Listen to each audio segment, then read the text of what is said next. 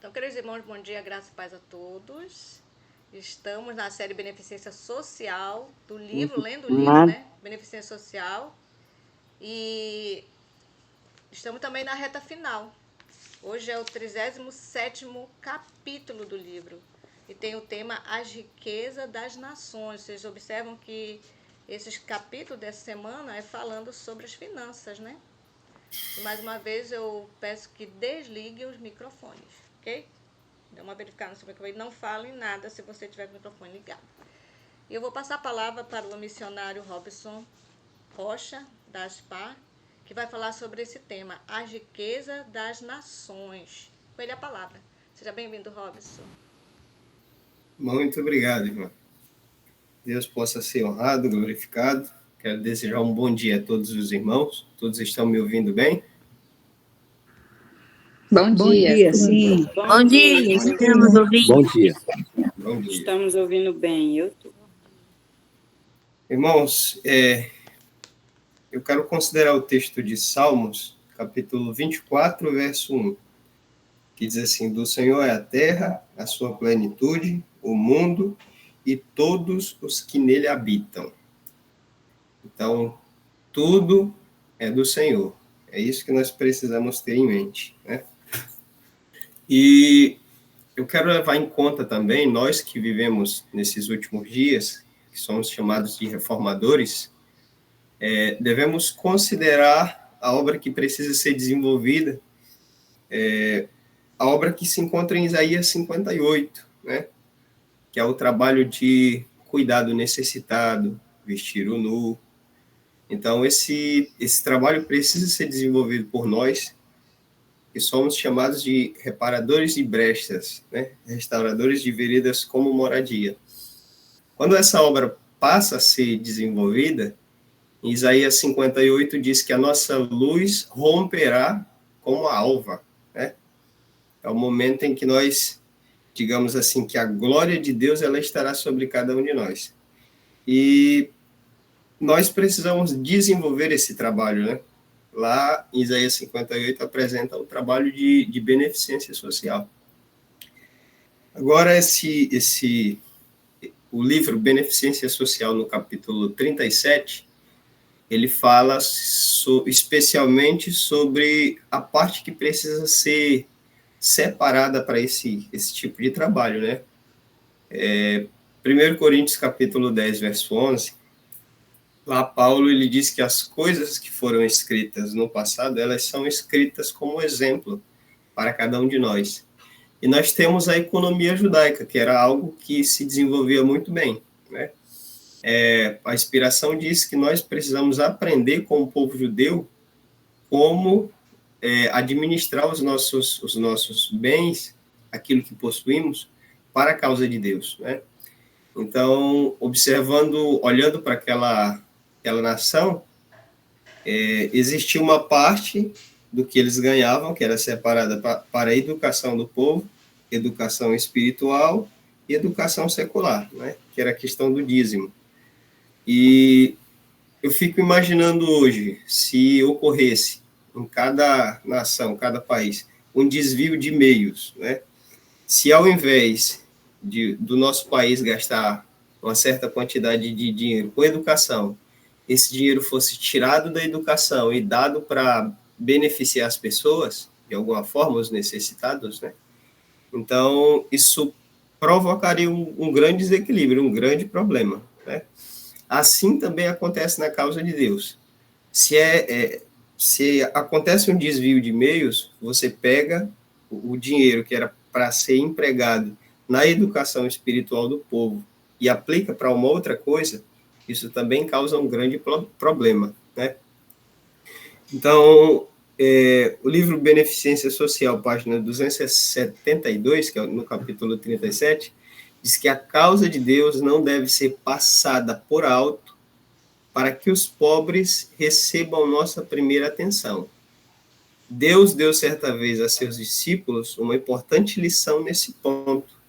E aqui conta a história de Mateus 26, João 11, né, também conta, de Maria. Maria, o livro Desejado de Todas as Nações diz que ela ouviu ali na reunião que Lázaro fez para convidar Jesus, né? Então, ela ouviu que Cristo não morreria, mas ele se tornaria rei. E ela passou uma grande quantidade de tempo juntando dinheiro para comprar um perfume muito caro. Aquele perfume, ele era um ano de trabalho, né? Digamos assim, de salário mínimo. Era 300 denários. Então, ela, ouvindo isso, ela tinha separado aquele perfume para o sepultamento de Jesus. Mas como ela ouviu que Cristo ele seria coroado rei, ela disse assim, então eu vou ungir ele, que ele vai ser coroado rei, ao invés de ir na morte, eu vou ungir ele nesse momento. E aí, quando ela começou a derramar aquele perfume sobre os pés de Cristo, que o cheiro exalou em toda a sala, algumas pessoas, especialmente os discípulos, né, diz que quem fomentou aquilo nos outros discípulos foi Judas, dizendo que aquilo era um desperdício, aquele dinheiro poderia ser aplicado na causa, né, em benefício do pobre. Então, aqui diz que quando Maria ungiu com unguento a cabeça de Jesus e os pés, o cobiçoso Judas fez um apelo em favor dos pobres, lamentando que lhe parecia um desperdício de dinheiro. Mas Jesus defendeu o ato dizendo, por que afligis essa mulher? Pois praticou uma boa ação para comigo. Aonde for pregado em todo o mundo o evangelho, será também contado o que ela fez. Então, essa atitude de Jesus, diante do que essa mulher fez, isso nos ensina que Cristo deve ser honrado, né, na consagração do melhor do que temos. A parte que Deus separa para ele, que é o dízimo, não deve ser aplicado em outra coisa que não seja na educação do povo de Deus, né, e das pessoas que necessitam do conhecimento da verdade. Então, não se pode ser aplicado aos pobres enquanto a causa de Deus é seriamente negligenciada. Ninguém sofreria se os seus mordomos cumprissem o seu dever, mas a causa de Cristo deve ir em primeiro lugar, né? Então, irmãos, tinha uma quantidade dos ganhos dos judeus que eram separadas como era chamado de segundo dízimo. A irmã White, falando sobre esse segundo dízimo, ela diz que após tirar dízimo, primícia e as ofertas, o povo judeu tirava um segundo dízimo. E qual era o objetivo disso? É para que eles tivessem a compreensão de que após separar o que é de Deus, o restante não era deles. Eles precisavam administrar para o Senhor. E o que eles faziam com esse segundo dízimo? Esse segundo dízimo era gasto nas festas que eles iam, né? A festa da Páscoa, no dia da expiação.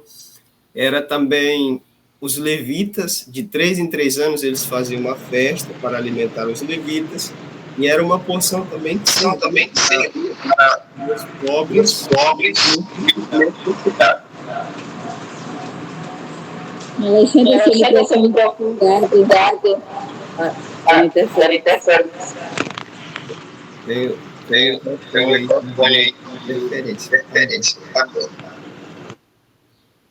Muito bem, agora ficou certo. Então, irmãos, não pode haver um desvio de meios, né? A obra de beneficência ao pobre, ela precisa ser recebida de outras fontes. E uma coisa que nós precisamos entender é que Deus abrirá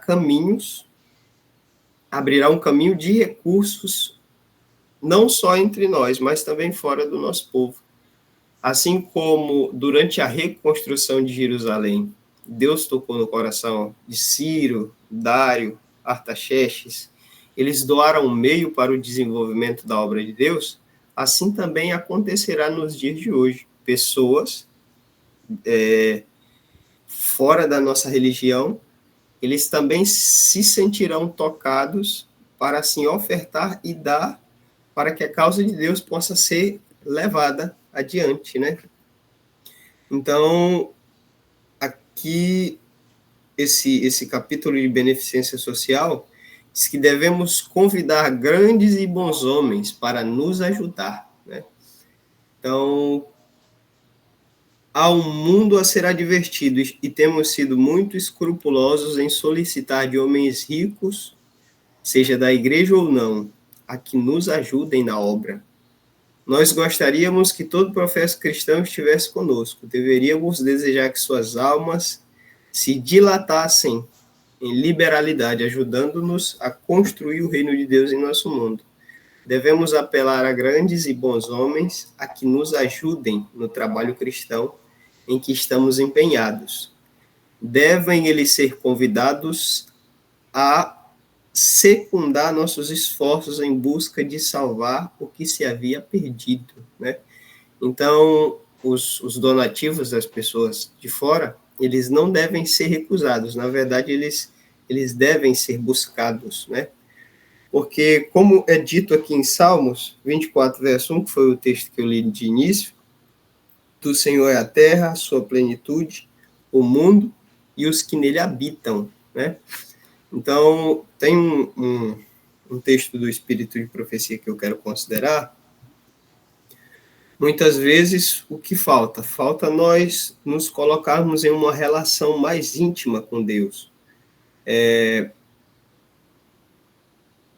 O livro Mente, Caráter e Personalidade, página 612, nos diz assim: ao colocar-nos em justa relação para com Deus, teremos êxito onde quer que formos.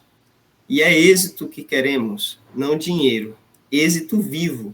E Deus nulo dará, porque sabe tudo a respeito de nossa abnegação. Conhece todo o sacrifício que fazemos. Talvez pensais que vossa abnegação não faz nenhuma diferença, que deveis receber mais consideração e assim por diante. Faz, porém, grande diferença para com o Senhor, né? Então, irmãos, o que nós precisamos de nossa parte para que essa obra de beneficência ela possa ser levada adiante, possa se ter recursos, né? Então, nós precisamos de uma justa relação para com Deus. Existe um ponto que o povo de Deus ele está se esquivando nos dias de hoje, é algo que é dito no livro Primeiros Escritos, né?